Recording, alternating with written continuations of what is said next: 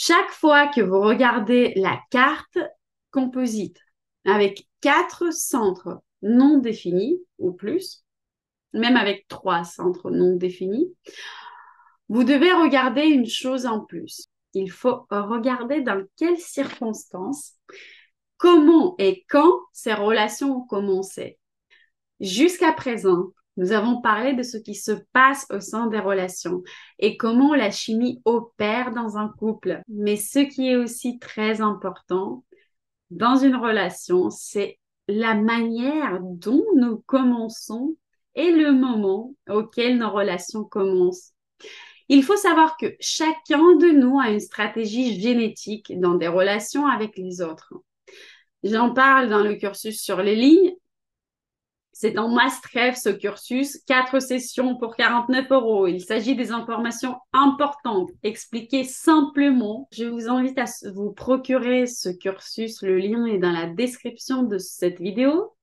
Il faut savoir que chacun d'entre nous possède ses propres stratégies génétiques uniques pour se connecter au monde qui l'entoure, qui fonctionnent indépendamment de notre type et de notre profil. Ces stratégies constituent la base de notre sexualité. Nous en parlons également dans le cursus sur les lignes. Allez voir ce lien et il coûtera bientôt 59 euros à partir de 2024, je pense. Alors, achetez-le dès aujourd'hui pour seulement 49 euros. Vous pourrez regarder les vidéos à tout moment, quand vous aurez envie et quand vous aurez du temps. Alors, je disais, le moment du début de la relation est très important parce que les transits planétaires nous influencent et nous conditionnent. Lorsque vous voyez des composites qui ont une définition triple ou plus que 3 centres non définis, il y a de très bonnes chances que ce couple se soit rencontré pendant un transit puissant. Les transits peuvent transformer des définitions doubles ou triples en une simple et définir des centres entre les personnes chez qui ils seraient normalement non définis. Un transit planétaire puissant peut créer des couples, peut rapprocher deux personnes qui ne se seraient normalement pas attirées l'un par l'autre. Une fois le transit passé, les relations commencent à s'étendre car l'attraction qui était là semble disparaître mystérieusement.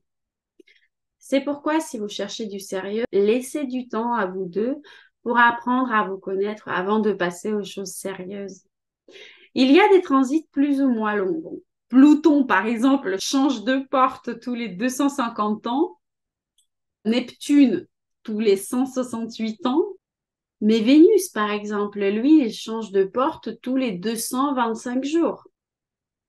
Une autre situation qui peut souvent se produire avec un couple ayant 3 ou plus de centres non définis est qu'ils se rencontrent pendant un transit et ils ont ensuite un enfant ensemble.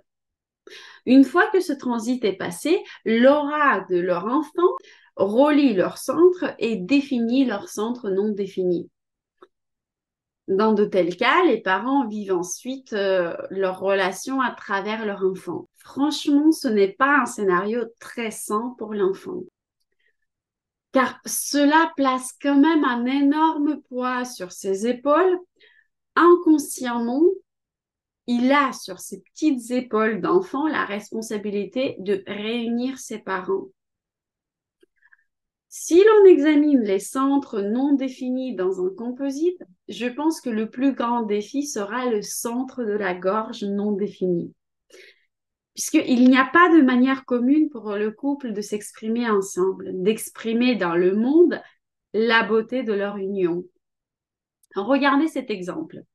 Lorsque vous examinez la carte de transit de leur rencontre, vous pouvez immédiatement voir ce qui les a réconciliés. Le centre splénique était défini, donc ils pouvaient avoir une fausse sensation d'être bien l'un avec l'autre. Il y avait aussi une combinaison très puissante de forces venant du centre du plexus solaire et du centre sacral. Cela met l'accent sur la connexion, 59.6, et les unit de manière romantique. 12-22 et captivante en même temps, porte 36. La rupture difficile entre les centres de la tête et le reste du design est également unie par ce transit. Quand ce couple s'est rencontré, ils ont peut-être été emportés par le tourbillon de toute cette chimie, mais qui n'est pas due à leur personnalité. C'est pourquoi, si vous cherchez du sérieux, laissez du temps à vous deux pour apprendre à vous connaître avant de passer aux choses sérieuses. Si chacun de ce couple respectait son autorité et sa stratégie, ils entreraient tous les deux très prudemment dans cette relation. Le générateur avec des centres de conscience non définis saurait que les décisions les plus dangereuses qu'il prendrait seraient celles quand il se trouverait dans l'aura des autres personnes, puisqu'il a besoin d'un moment de solitude pour être au clair. Le projecteur n'a pas d'autorité intérieure et doit être encore plus prudent quant aux relations dans lesquelles il s'engage. Cette personne a également besoin de son espace pour être au clair sur cette décision. Il devra d'abord discuter avec ses amis sur ces décisions importantes et ensuite s'isoler et prendre une décision seulement après un certain temps. Enfin, comme pour tous les projecteurs, cette personne doit être invitée dans les relations.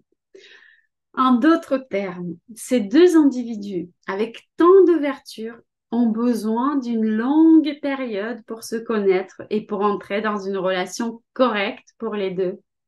La carte de transit transforme cette relation en une alchimie du type 9+0, une combinaison que nous savons être très, très intense. Et il est très facile de s'oublier, d'oublier qui vous êtes, quelle est votre stratégie, quelle est votre autorité lorsque vous êtes dans de telles relations. La vérité de ces relations est qu'après le transit, il y a très peu de chances de maintenir ce couple ensemble. Je tiens à vous donner un conseil très important, le conseil de la grand-mère Ludmila. Avant d'entrer dans une relation, y compris dans une relation sexuelle, donnez-vous mutuellement le temps de vous connaître. C'est hyper important. Je vous laisse réfléchir à ce conseil, mettre en commentaire ce que vous en pensez. Et Mamie Ludmila prend congé avec ses conseils de grand-mère. Merci pour vos likes et à la semaine prochaine. Salut, salut!